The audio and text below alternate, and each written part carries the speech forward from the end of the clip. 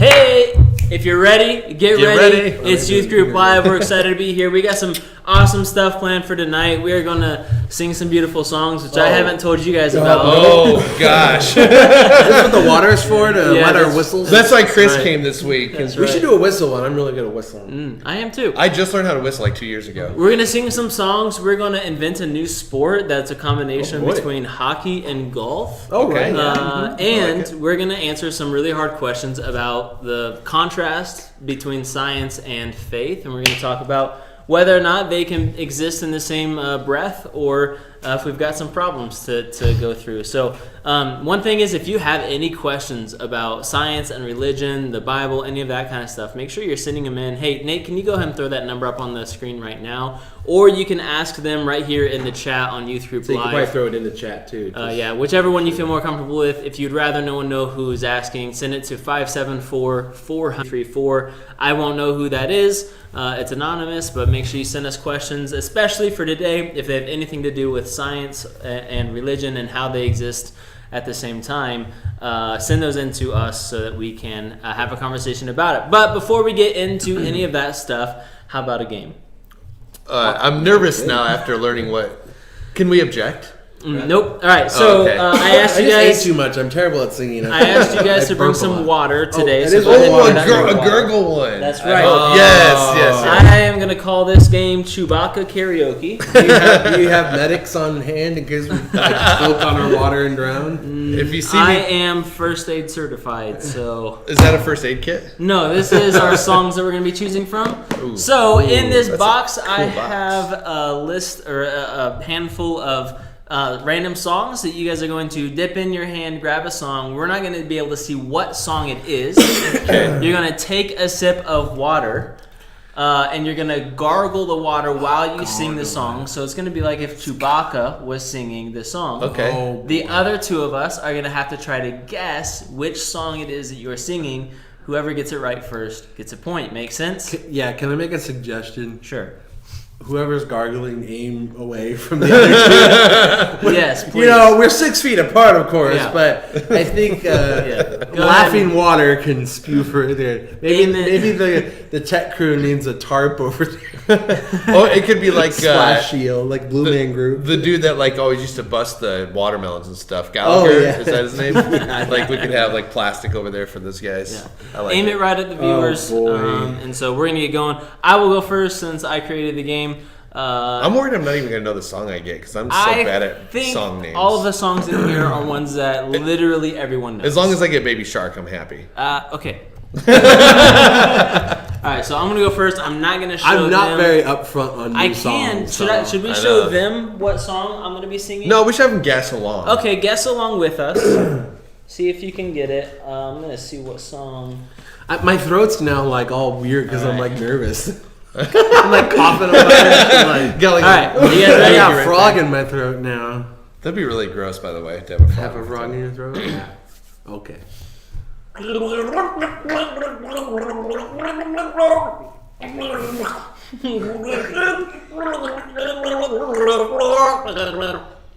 I can hear this.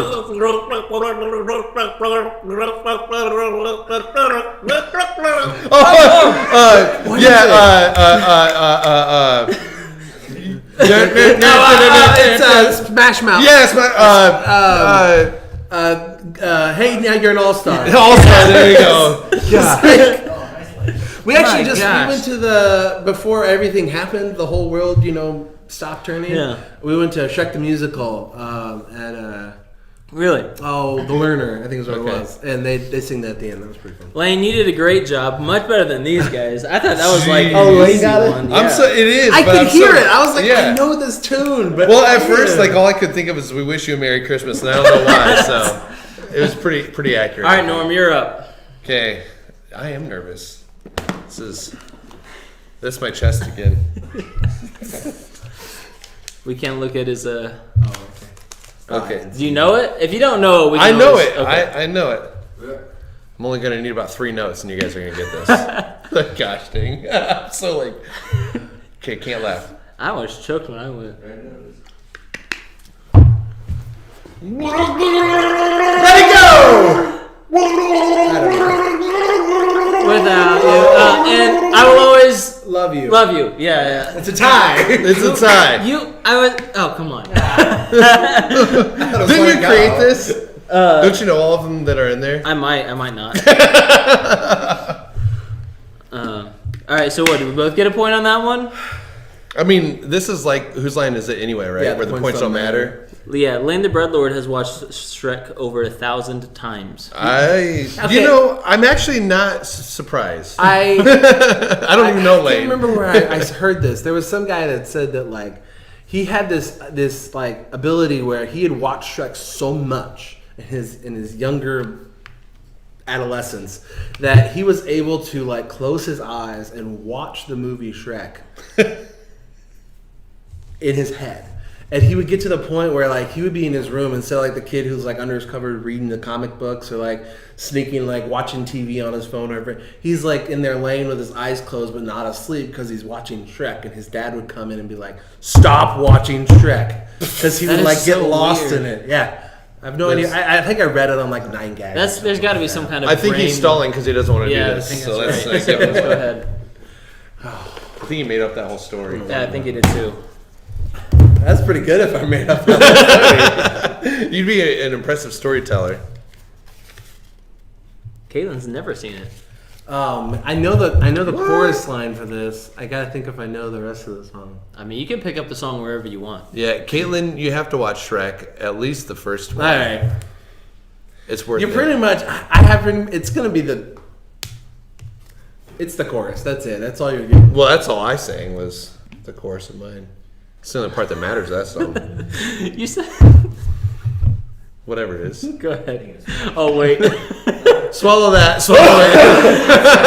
I'm just going back to whenever Norm said you'll get it in the first 3 notes, but his first note was like 8 seconds long. He's like, you get 3 notes.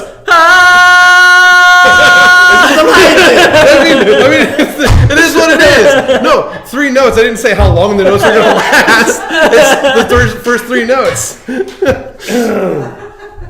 Shrek 3 does not exist. I agree. Chris, you're a worship leader. I mean, that's like 1 note, right? 8 seconds of the same note is the same note. It's called a retard.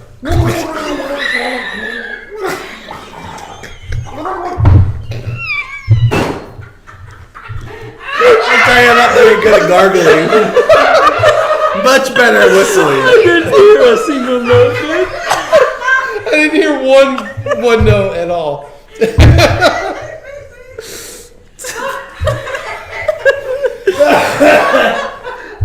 In the comments, what song was he singing?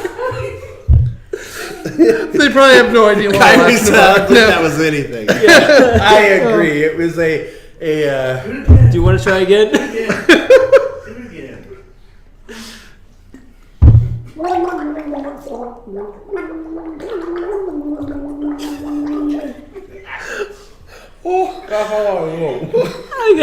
I got no clue on this one.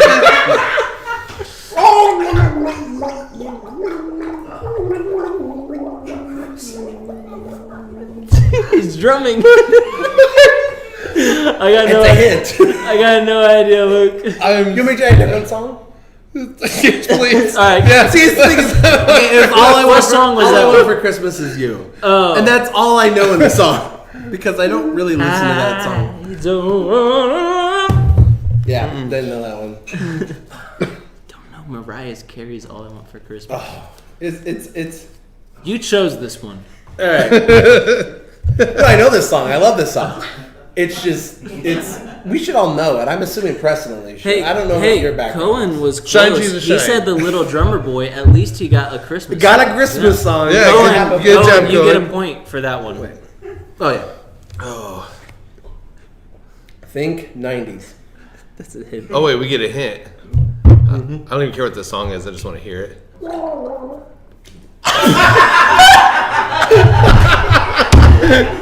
no.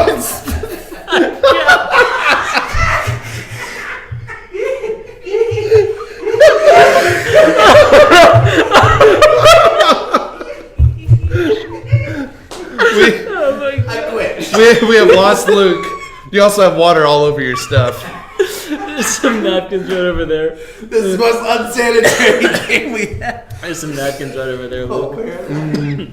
Okay. Oh my gosh. All right. Hey, do you want to do another round? No.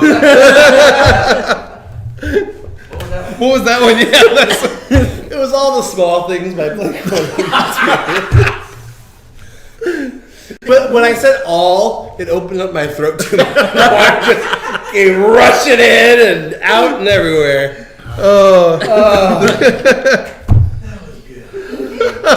Oh my gosh. I hope I don't need my notes. Oh gosh. That was ridiculous. Ooh, that's. All right. Next thing. What happened to your homework, Luke? Oh my gosh. Hi, Eugene. Invite your friends. I don't even know how we recover from that. I don't either. Oh my gosh, Luke. Sorry, I should have muted that. Just whatever. All right. I went through a water park or something. What?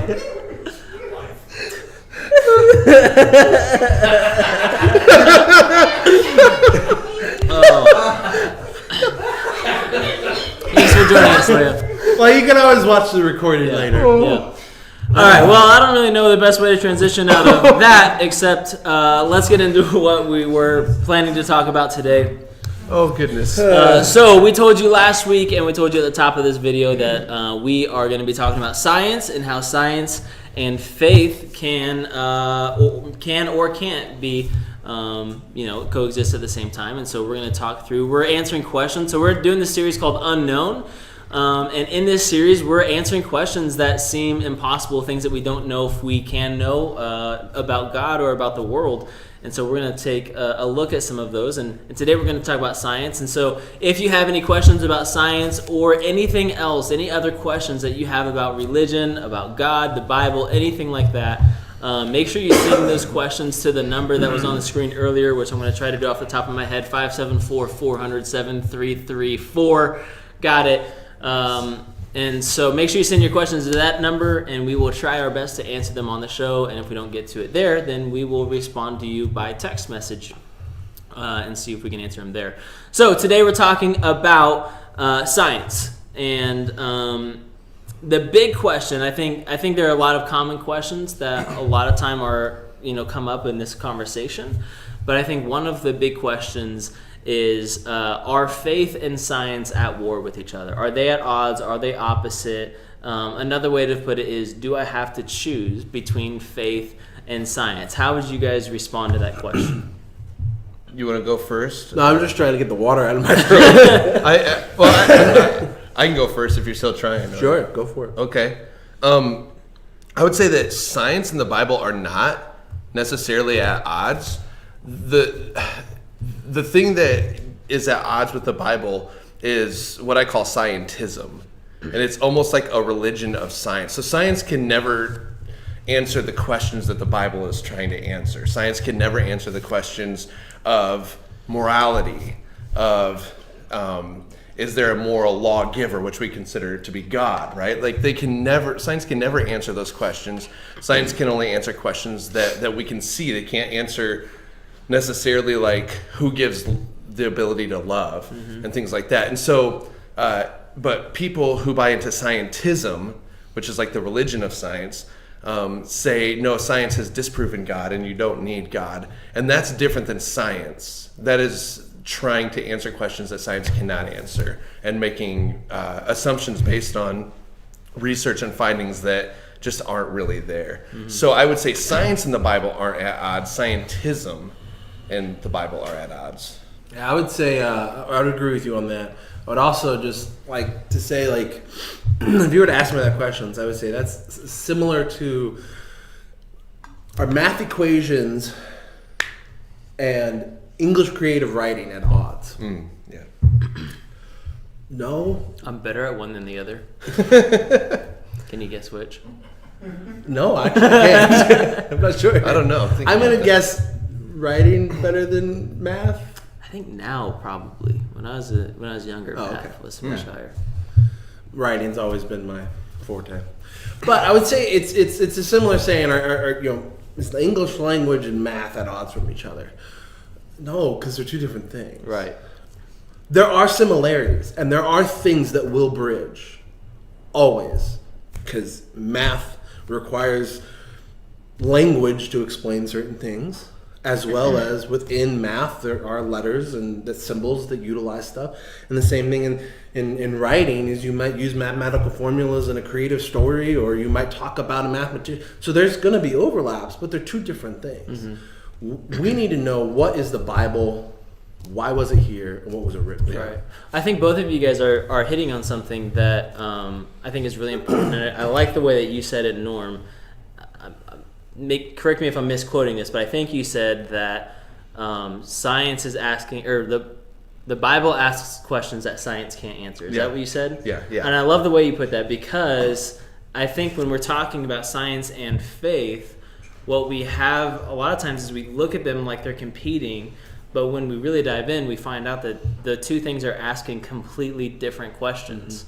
And you're right, because the Bible is answering questions that science, or the Bible is asking questions that man, let me try to word this right. I'm losing my head. The science asks questions that the Bible doesn't answer, and science isn't asking the questions that the Bible does. Yeah, and I think the same thing with scientism is you can get too much into scientism in the Bible as well. Okay. And you get to the opposite side and you go, okay, well, there's this one little thing that the Bible talks about.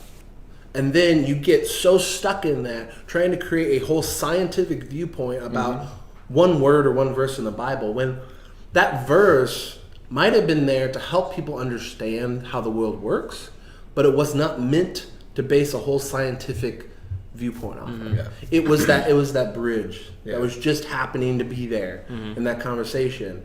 And it's like, you always want to look at the context. I mean, I'm sure any of your schools you ever went to was context was always the thing, and that's what we need to look at as the whole. Yes, we can get things out of it, but what's the biggest, most important thing we need to get out of it in regard to the Bible and in regard to science as well? So let's look at some specific examples, because we're talking really high level, broad concepts here, but let's look at specific things that we often look at science and religion being opposites at. And I think the ideal example, the one that is on everybody's mind right now, is how did the earth come to exist? How did life come to exist, right? In Christian circles, we call it creation. In science, we say the beginning of the world or the beginning of life. And a lot of times, what we learn in schools and what we see, on on TV and stuff like that, or what we read on the internet, it seems like a lot of it's saying religion can't exist because this is what science says. And so I think creation is a big example of what that looks like. And so for me, when I think of that question, I go back to Genesis 1, because Genesis 1 is the creation story. Genesis 1:1. Norm, tell us what 1:1 is. You might need to look it up. Yeah, I do. I'm just checking the comments to see if anyone else has given me any hints. In the beginning, which is really interesting, by the way, because anytime I say that, like if I'm teaching out of John, I say in the beginning, and people assume I'm talking at Genesis 1, but John starts the same way in the beginning. Right, yeah. So oftentimes I get him confused in my own mind. I mean, John's like the Genesis. I mean, yeah, in the beginning was the Word, right? We could talk about that if we want. Yeah. So just in the beginning, first of all, I think that's a huge part of remembering that that both science and, in fact, Albert Einstein discovered this. He hated the fact that he discovered this. Science and faith says that there was a beginning point. At some point, there was a beginning to this, that it didn't just always exist. And so I think that that's a huge part of the first verse. Yeah. And I think that's one. Well, I guess it depends on where you stand on it, but like I'd say that it's one thing that most, if you look at the Bible and you look at science, you can agree on. There was a beginning. We can all look that the universe is moving somewhere, so that it came from somewhere. Yeah. Now, it doesn't say in the beginning God was created. Right. What's it say? Oh, you're asking me? Sorry, I'm totally. I disassociated from. I also want to pull out Genesis 1 because there's a couple other things within it that But that I kind of want to point it out. doesn't say in the beginning God was made, or Right. God then became. It says in the beginning God created the heavens and the earth. Mm-hmm. And so we know that God was in the beginning, but we also know that God was before that beginning. We know that God sits in a different playing field than we do. Right. Christianity knows we are made in His image, but we are not God. Yeah. Right. We have physical bodies, we have physical attributes that are far different because He created us. But there is a beginning. Right. Yeah. And so I think in that verse, in the beginning, God created the heavens and the earth. I think there's a really big question that gets answered in that verse. From the very first sentence that we read in the Word of God, the first sentence that God told Moses to write down when he wrote the book of Genesis, and the first sentence that you see when you open up your Bible is, in the beginning, God created the heavens and the earth. Mm-hmm. It doesn't answer the question of when. I mean, it says in the beginning, but it doesn't say when. It doesn't answer the question of how it was created. But it answers, I think, a much bigger question and a much more important question, which becomes the foundation for a lot of Genesis, is it answers who.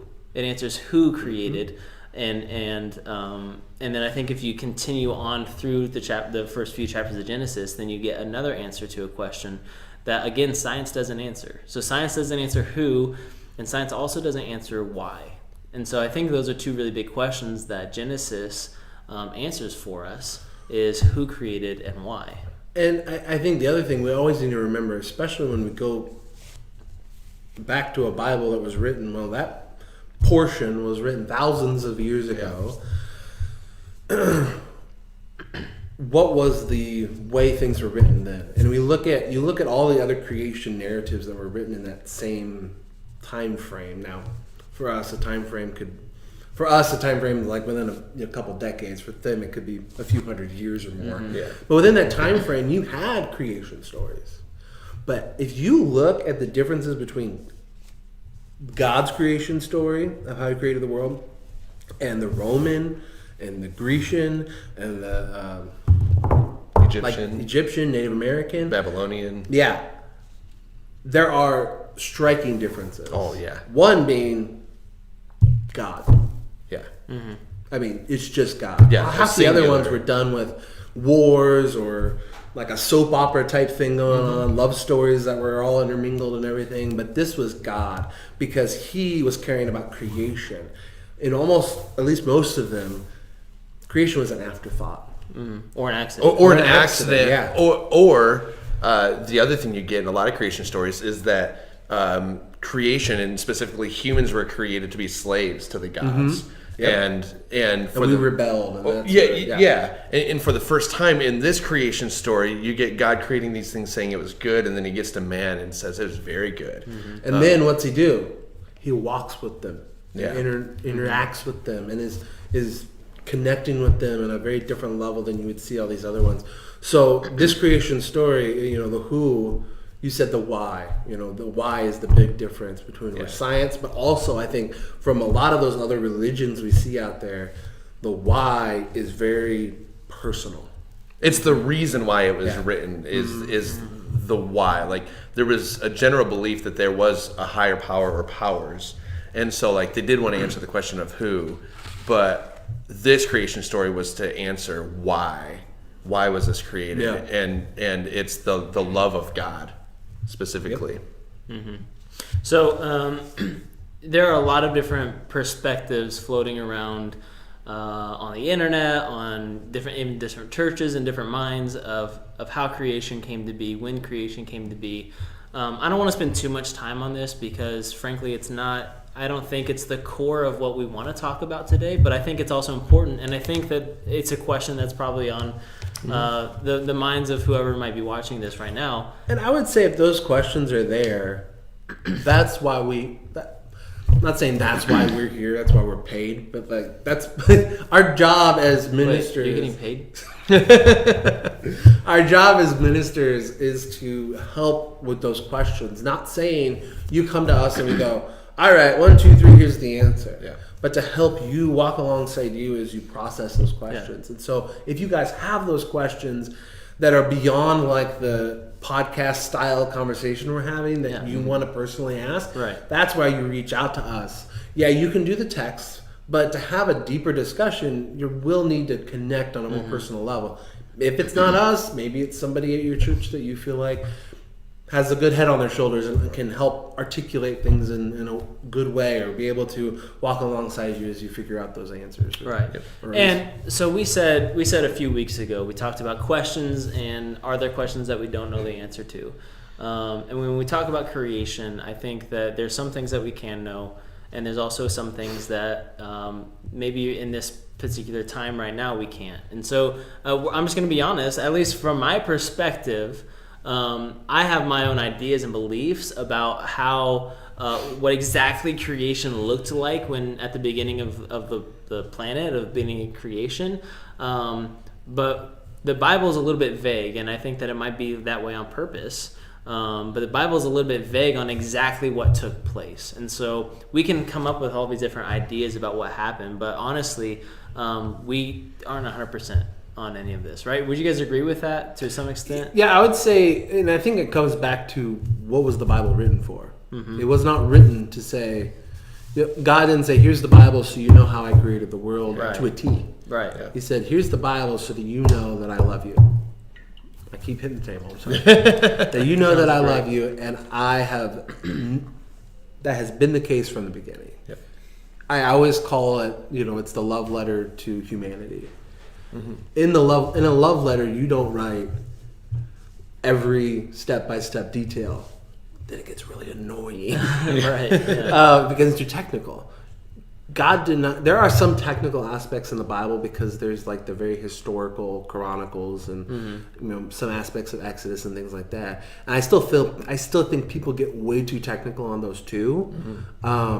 Because they start to lose the idea of the story behind it and the why. I mean, I think the biggest thing is it's not the how, it's not the what, it's the who and the why. Right. Yeah. And people throughout history that have gotten that wrong. So, for instance, I think it's in Joshua when it says that God, that they prayed that the sun would stand still in the sky, right, when they're in battle, and so God answered their prayer by making sure that the sun was standing still in the sky. And so there was this belief that the earth was the center of the universe and everything revolved around the earth. And so when it was discovered that not only was the earth probably not flat and round, but that... Wait. Sorry to break it to you, Luke. I hit the table. I was too surprised. But also that it revolved around the sun, and the sun was more static, and the earth was the thing revolving. The scientists behind those discoveries were ostracized from the church. They were like kicked out of the church because the Bible says that the sun stood still, and so obviously the sun must have been moving. So this is a really big point that I was kind of hoping we would end up landing in this area, because someone that I look up to a ton, historian philosopher Galileo, right? Yeah. He's a name that you almost assuredly the name Galileo. It's always pictured of him like looking through a telescope. Right, exactly. Could we get a paint? Could we do like a paint, like how you do the painting recreations? Could you do that for us with Galileo and send it to Flip? Usually it's like he's like looking through the telescope, but also forlorning, like. Yeah. So he was. Could you define forlorning for us? I did. I showed it in my face. Okay. So he invented the telescope, right? And he was a philosophical. I don't want to put too much credit on our limited knowledge. Do you know that he created the telescope? I'm 90%. Okay. I don't know. I know that he was a philosophical thinker, and I know he was a Christian. Yep. And I know that he was the first person to widely suggest, at least, that the earth was round and the earth revolved around the sun. All right? And this is huge because, just like what you were saying, the church had this belief that, I don't know if it was specifically because of that passage, but that makes a lot of sense to me, but the church had the belief that the earth was flat and the sun, went up and down on the earth. I don't even rise and fall. Rosenfeld. We're good with it. We're good with it. It rise and fall, y'all. Couldn't think of the way to put it. But so Galileo suggested this, and this is science, right? This is Galileo doing science. He's discovering things about the universe, and the church is there saying, no, that's not true. That can't be true, because if this is true, then that threatens what we believe. But what we know now is clearly Galileo was right. Clearly they had no understanding of how the universe worked, and we have a much better understanding now of how the universe works, and because of that understanding, we also have a greater understanding of God. Because of our better understanding of the universe, it also fills us in on some of God's characteristics and some of what God knows, which is, I think, a huge part about science. Because a lot of people think that Christians and faith should be afraid of science, but I think it's the opposite, because I think the more we understand about the world around us, the more we have an opportunity to understand the one who created everything in the first place. Yeah, I love science. I just love the little tidbits about science and all that stuff, and you're just like learning new things all the time. I've always been a science Nerd. hobbyist. Oh, okay. I wouldn't say I was a nerd because I'm not an expert at it. I just love learning. Like my wife can tell you, I guess, that I just randomly know random stuff. Like it's can be annoying at times, but other times I don't even know what's going on with science. But I just love learning, and the more I learn, the more I see how awesome God is. Yeah. And if you look at those Christian scientists who are all about learning and growing, that is what they'll say. They say, you just look at the universe. And the more I learn about it, the more amazing God is. Mm-hmm. And the thing is the way I've viewed the world, the way I've viewed creation and how the Bible speaks through explaining things to us has changed drastically over the last 15 years. Yeah. My faith has only gotten stronger. Mm-hmm. Not saying because I've gotten better information about science and that has made me found that little like key in the Bible that puts it all together. Like, that's not what I'm saying. What I'm saying is just wanting to know more and asking the questions, like appropriately asking those questions, has allowed me to be more free and being able to build my faith and make it my own. Mm-hmm. Yeah. And I think that's one of the struggles with the science. You look at Galileo, you look at any of the other philosophers and astronomers and things like that brought up different things that the church was really angry about, is a lot of times the church was afraid to ask questions. Mm-hmm. And so because they were afraid, they denied any questions. Right. Yeah. It's okay. I mean, you look at Jesus and you look at the apostles. They went to the places in the cities that were all about asking questions.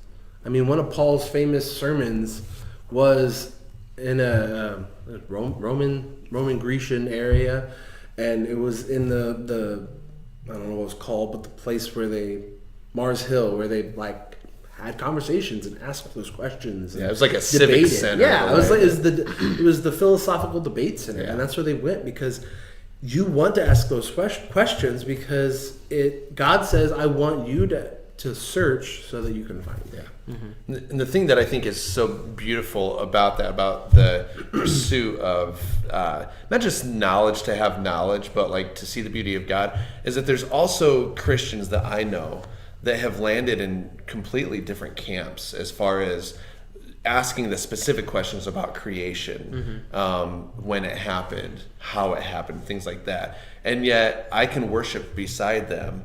And I'm even probably different than other people in my own church. And I can worship beside them because the number one question isn't creation, it's Jesus. And creation just sort of informs some of who God is and why he created. But man, I have friends, close friends, that are like, say that you have to believe in a literal 6-day creation. Day 1 was this and day 2 was that. And I have other friends that say, well, no, it's periods of time. And I have other friends that say, well, actually there's they're far more agreeing with what your textbooks would say about some of creation. And yet all of them are good friends, and they would all uphold that the Bible is authoritative and that Jesus is the reason why we have faith. Well, I think that's why we talked about the foundation. What are the questions we need to have answers to? Yeah. And what are the questions that are okay to still ask? So I want to get back to that here in a second. Especially, you said the question isn't creation. The question is Jesus. Is that what you said? Yeah. Okay. Hold on to that because I want to get there in about a minute, 60 seconds. All Okay. Right? But First, time you. Yep. But first, I want to go through real quick because I think we've kind of been dancing around this topic, but we haven't actually dived into it too much. Yeah. Let's talk about that question. Is evolution? Can we believe in evolution? Are we stuck with the 7-day understanding of creation that was 8,000 to 10,000 years ago? Can the Earth be, however many trillion years old, like some scientists claim that it is? Let's talk about those questions just briefly, because again, that's not the focus of our conversation, but it's on our minds, and so let's dive into that real quick. You want to take that one? Well, we'll take everything. First one. One of the first things I always try to tell people whenever those questions arise is we first need to get on the same understanding of what those words mean. Yeah. Because if you were to say, can evolution in the Bible exist? Yes. Mm-hmm. But what do you mean by that? That's what you got to ask. You have to come to that same conclusion, because we know that there's at least 2 different versions of evolution. But there's more than that. If you really look at it in detail, there's way more to that. Right. And so, you have to look at that. But if you were to just generalize it all, I think those types of things are not the foundation of your faith in God. Because what the foundation, if I believe in 6 day and you believe the Earth is 7 billion, yeah, they're billions, I think. Billions of years old, and you believe God created the Earth, and I believe God created the Earth. What's the foundation? God created the Earth. Right. Yeah. God is the creator. Right. Well, and even those who say that God used evolutionary processes to bring about His creation still are different than what I would call Darwinism. Darwin is the person who kind of widely thought of evolution, because Darwinism says that there's no reason for God because there's evolution. But I do know Christians who say that God's hand was directly involved in this process. And there's a guy from Cambridge that who claims if you rewound the Earth, however 6 billion, whatever 7 billion years, you would get the exact same. And he's an evolutionist Christian. He said you will get the exact same result because God placed in the genetic code of living organisms to do exactly what it's doing. So God's hand was directly involved. Mm-hmm. So there are evolutionists who are who are Christians who believe that God created. And then there are those who think that there's no place for that. I mean, if you look at the statistical probability of any of these outcomes, they're all just crazy. Yeah. They all will take a miracle. They would all take God. Mm-hmm. And we have to remember that. I like we were discussing this earlier, we probably all have slightly different views on how it all works. But we all agree that God had a hand in it. Yeah. And I think we need we always build on that foundation. Yeah. God, Jesus. Yeah. Mm-hmm. And so can you, is the Earth 6,000 years old, or is it 7 billion years old, or 13 billion years old? Yes. It is. Yeah. It's one of those. And I know Christians who believe both, and I'm perfectly comfortable having a conversation with them. Yeah. And agreeing or disagreeing with them, and yet saying it's okay to not know exactly that answer. Yeah, I was on one side of the camp growing up, and now I'm on a different side of the camp growing up, and my faith is still strong. Mm-hmm. And it literally did not falter in between any of that stuff. And I think that's one thing we have to remember is a lot of time. I'm bringing in current stuff, current pop culture. That's a good events. Word. Hawk Nelson, the lead singer. Yeah. That was one of the things, and we see, If you don't know who Hawk Nelson is, they were a Christian band Yeah. whose lead singer just recently denounced his faith, Yes, basically. and there are other Christian artists that have been out there that have denounced their faith. Good Mythical Morning, Link and Rhett, they both have denounced. That was a while ago, but they brought it out recently, and it's like a lot of them, for some reason, have their foundation of their belief based on, well, the Bible says this about science, and it doesn't ring true in what scientists say, and I don't know how to bridge those two together. Right. So therefore, God doesn't exist. Right. Well, and part of that understanding is the church that I grew up in said the Bible said this about science. Yeah. And then now where I'm at currently in life, they're saying something different than I heard, which means they can't both be true. So, I have to abandon one or the other. And so a lot of times you see people leaving the faith, just like Hawk Nelson and Rhett and Link. Just to lay it out on the table, all three of us are never always right. Yeah. Does that work? Is that All three of us are correct? never Always always right. right. I Yeah. think that, Yeah. I don't know, that's math and language. We are not always right. Yeah, we we're not. We do fail. We do screw Sure. up. Well, and like, that, oh, sorry. I was just saying, there are things that we probably have said and taught early on that later we're like, whoop, that's wrong. Right. Yeah. But it's not who Jesus is. It's not, I wasn't teaching that Jesus was, top angel. No, I was teaching Jesus is God. Yeah, what were the foundations? Yeah. Yep. So real quick, I just saw that Lane said, I believe evolution, and I think that 7 days is a metaphor. And then he also followed that up and said, I don't think evolution for humans, but everything else. And Lane, that's a awesome belief. That's fine. It's a valid belief. Yes. that Not Christians everyone hold. is going to agree with you on that, but nothing in what you believe there is going against anything that we read in the Bible. Yeah. And there's a lot of Christians that believe exactly that. Someone else could also put in the comments right now, well, I think in the 6 days, exactly 8,000 years ago, and this, happens exactly the way that, this way. And that's also a completely valid belief as well. And if Lane, later in his life, changes his views, my hope is that as we change our views for that, if those happen, it doesn't change our view of God. Yeah. Only in the sense of it might help us understand God more. Yes, and right. broaden our horizons. Like, But we don't have to lose our faith. Yeah, it's not losing our faith over, well, I was an evolutionist and now I'm a 7-dayer or I'm a... Or vice versa or whatever. I only think it's 450,000 years old. Yeah. It's like anywhere in between. It's like, don't let that cause your faith to be lost. Because our faith is not in creation. Yeah. Our faith is in Jesus, right? That's the foundation. I like to use this illustration of a Jenga tower, right? Yeah. The most important 3 blocks on a Jenga tower, what are they?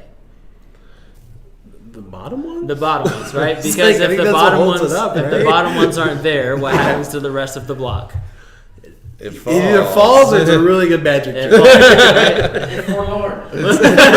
forlorn. One of those two things, right? And so you've got this Jenga tower, and the most important pieces are the ones on the bottom, the foundation of that block. And if you take those away, everything else falls, right? Yeah. So the question is, what is the foundation of our faith? Because if we put our foundation in a 6-day creation, and then science somehow proves undecisively, for whatever reason, which I don't think it has, but maybe science someday proves undecisively that can't exist. Or at least in our minds, it is proven without a shadow of the doubt. And so all of a sudden that foundation gets taken away and your tower comes crumbling down because you had the wrong foundation. The real foundation, I think, is something that's so much greater, and it happens thousands of years, maybe tens of thousands, billions, trillions years after the creation of the world, but it's the death and resurrection of Jesus Christ. In fact, our Bibles actually, I think, maybe saw this coming. I think the authors of the New Testament, Paul in particular, saw people wrestling, or God told them that, hey, someday people are going to wrestle with some things, but remind them of what's most important. And so 1 Corinthians 5:14, one of you guys look that verse up for me real 14? quick. 15:14. Oops. It's going to be you because I messed it up already. I did second. This is like a sword drill. Yeah, on phones. Super easy. And do you want me to read just 14? Or do you want to do 13? Go ahead and read 13 too. But if there is no resurrection of the dead, not even Christ has been raised. And if Christ has not been raised, then our preaching is in vain. Your faith is also vain. which means empty, if you weren't sure Right. what they meant. Yeah, I like. Pointless. What translation are you reading? NASB. NASB? American. Okay. I'm more familiar with the NIV, and I love the word that the NIV uses. I think it's the NIV that uses the word useless. If Christ has not been raised from the dead, our preaching is useless, and your faith is useless, right? Yeah. I love that because that tells us what's at the bottom of our pyramid. That tells us what the foundation of our faith really should be, and it's in the resurrection of Jesus Christ. And I think that's huge because we can talk about science, we can talk about all of these different things that the world or culture or whatever says goes against our religion, but ultimately, if it comes down to it, if Jesus was raised from the dead, and if you believe that Jesus is raised from the dead, then that's the foundation of your faith, and everything else can stand on top of that in some form. And the pieces can move a little bit within that, and the whole tower's not going to fall down. Sure. Yeah, absolutely. And I think we also have to remember on both sides. Like I said, that, we don't always say everything perfectly. We've already messed up like 7 times in just general how to live our lives and breathe, not water, things like that. And in our lesson today, but like we make mistakes, we own up to our mistakes, we move forward, we learn, we grow. Same thing with science. Like, just because science says one thing today doesn't mean 100 years from now it's going to say the exact same thing. Because we are all humans trying to learn. Right. And we have the Bible, and it is written by God.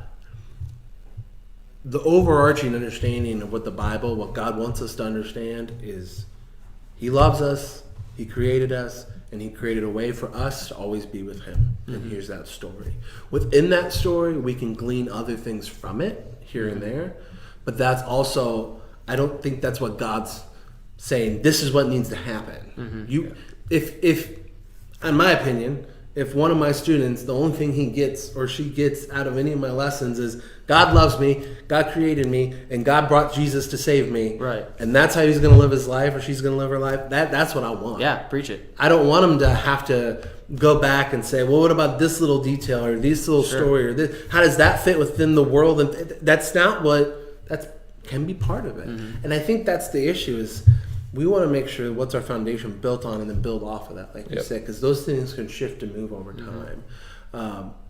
I enjoy that. Some people hate it. Yeah.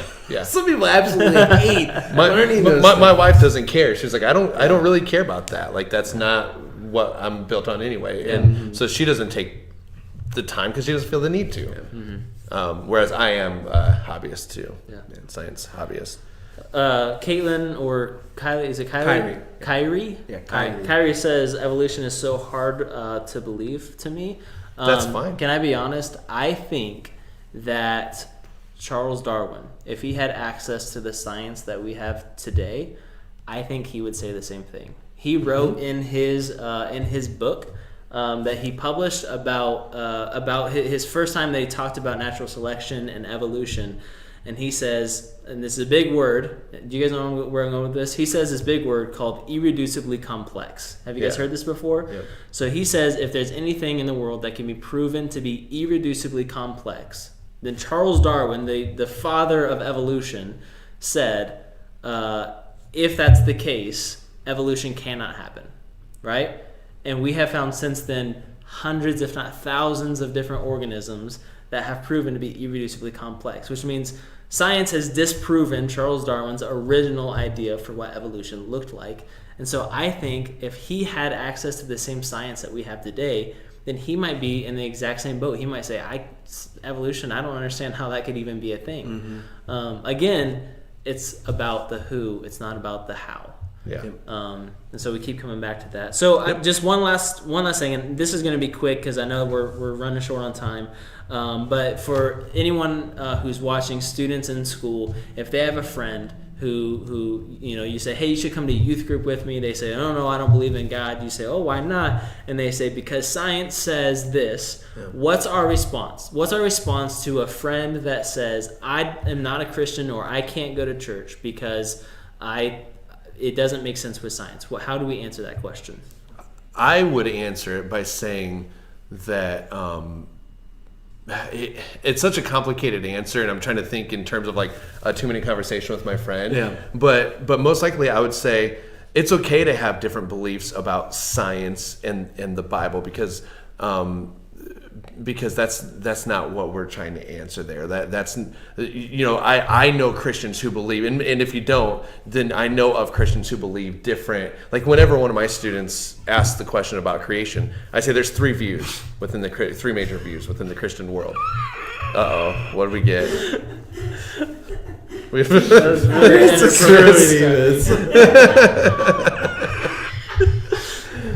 Oh gosh. All right. Yeah. I think we need to make merch with all my sayings. So I would say that science does not need to be the reason. You can still believe in the science that you're reading in your textbooks and come to church and believe in Jesus and start there. So to sum it up, say exactly what we said today, which is that's okay. If you have different beliefs about the creation, about science, any of that, it's okay because our faith is not built on science. Our faith is built on Jesus, and everything else falls into place. Yeah, I was gonna say if someone were to ask that question, you can say something to the effect of, "Awesome, Jesus isn't asking us to know all the answers, to ask you to get to know Him." Something like that. Like, all I'm wanting you to do, or desiring for you to do, is to just look for the truth, see where that leads you, and that's what I'm doing. Give them that opportunity. As well as when you have the longer conversations, be okay to just listen. That is I think so hard for people, me too included, to just be like, well, what are your questions? And then don't try to rebuttal every time they ask a question. To just say, awesome, what's the next question? What's your other questions? Yeah. Great questions. Those are great questions. You know what? I've had some of those questions too. Hey, why don't you come to youth group? Yeah. You don't have to answer. Right. In fact, if you try to rebuttal someone, that's going to make them defensive, back them into a corner, and then they're not going to be open to God or youth group or whatever it is. Yeah. I like that. It's good, Luke. All right, so let's wrap up our conversation today. I think that was touching good. me a lot. So, Yeah, you are. Jeez. My arms are very long, by the way. Like At least 7 feet. Yeah. You got 12-foot wingspan. Next week we are going to talk about how can we know that how can we know the Bible is true? All right. So make sure you come back next week. Especially invite your friends who might say, "Well, I can't believe the Bible. I think the Bible contradicts itself." We're going to be answering those kinds of questions next week. That might get a little. If you thought today was kind of heady, we could get a little heady next week too with that. So it's going to be fun. But we're going to finish off the night by doing our Chubby Olympics. So what we did this week is we did mini golf hockey, which is how we did this is we set up a couple mini golf courses. And then we raced each other to see who could complete it the fastest using a tennis ball and hockey sticks. So it's kind of a combination of 2 or 3re different sports. Similar, little Happy Gilmore theme to it. Yep, you'll figure it out. If any of you have ever seen that movie, I don't know. It's got older movie. You'll figure it out in the video when we hit play on that. Luke does a great explanation of what the game is. But I forgot about that. So I want you guys to send in votes for who you think between the 3 of us is going to win Chubby Olympics today. And as you guys are sending those in, I want to go ahead and do that drawing for a prize. If you left a comment at any time during the video today, we're going to give away a prize to you. I know there's 2 people out there I still owe a prize to. I haven't forgotten. I just forget every time in between Thursday at 8 p.m. and then the next Thursday at 7 p.m. I think that's called forgetting.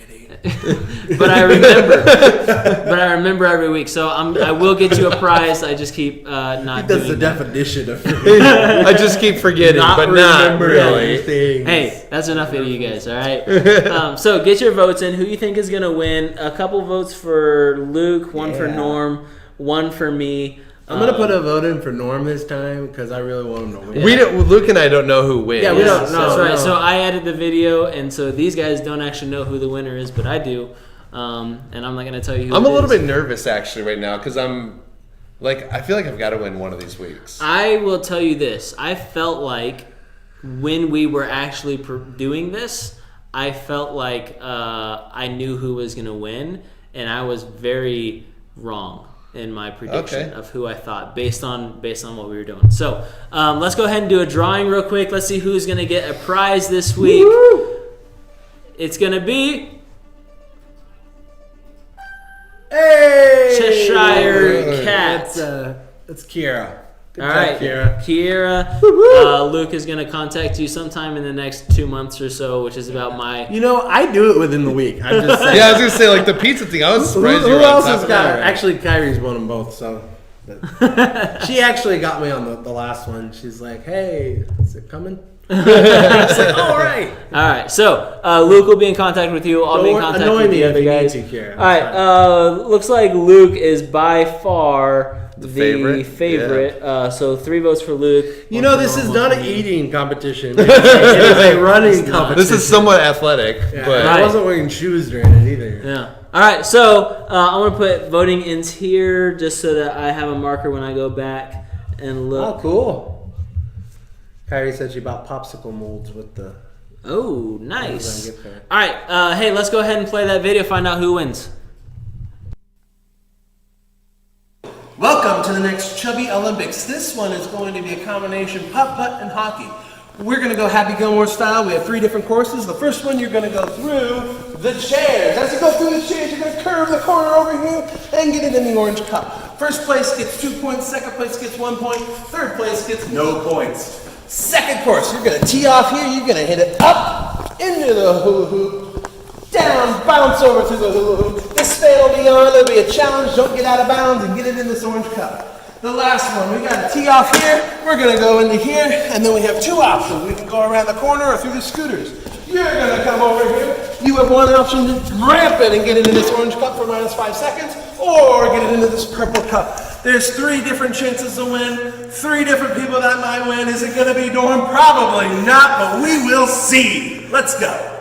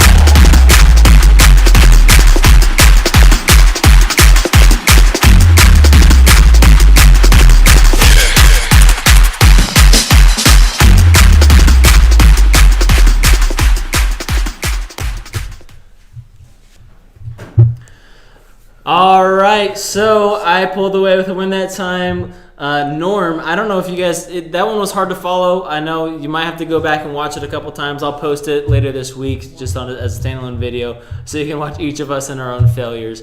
But Norm, you and I, the first 2 rounds were within 1 second of each other. Yeah, very close. So that was really close. The first round, Luke, you were within about 20 seconds. I thought it was like actually like golf, so like the lowest score wins. Like I thought it was the longest time. Yeah, it's the lowest time wins. Longest, as we said, longest. No. All right, so congratulations to Preston. Morgan. Thank you for the vote, Morgan. Right. You get another entry. And Lane. Oh, and Lane. You also voted for me? Okay. Yeah. All right, so thank you for the vote. So what's the ultimate standings? Do we know that yet? I will make together. sure I put that together, and I'll share it next week with you.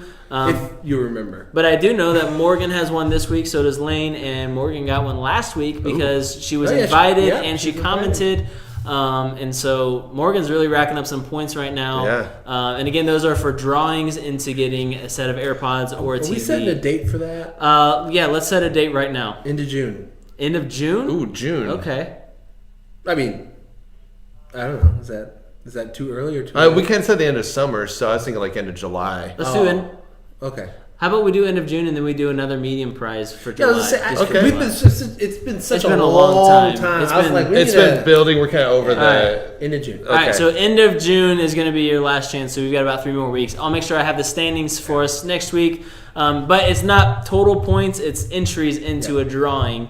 But obviously, the more entries you have a much higher chance of winning that. So keep participating in that. Keep inviting your friends and commenting on stuff so that you can get entries into winning that. But I think that's it for us tonight. Thank you, Chris. Thank you, Nate, for running the cameras for us. Thank you, Luke. Thank you, Norm. I'm Preston. I had a great time.